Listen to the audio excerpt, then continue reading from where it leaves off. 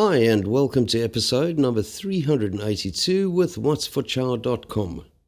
Apple cider vinegar is used in tons of different cuisines, and despite the fact that there is a permanent glut of apples in the marketplace, cider vinegar is stupidly expensive. This is how to make it at home.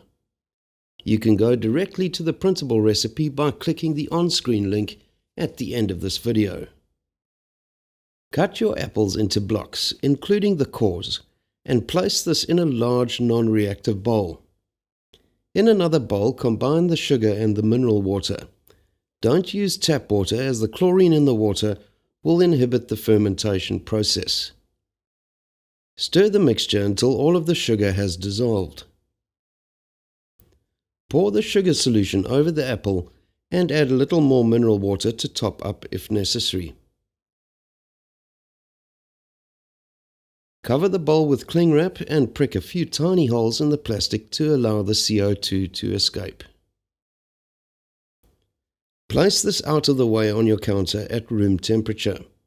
Let it stand for 7 to 10 days, stirring each day.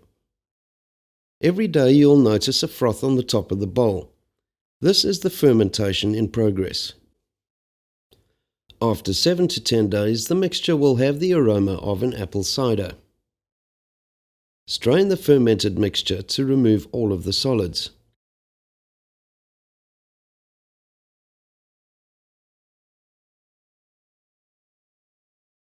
Pour the liquid into suitable sterilized containers.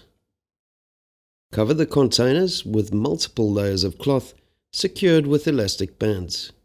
Place the jars in a dark cupboard for 6 weeks to mature.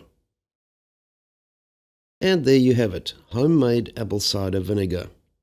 Thanks for joining us today. Please subscribe to our channel, and we'll see you again tomorrow.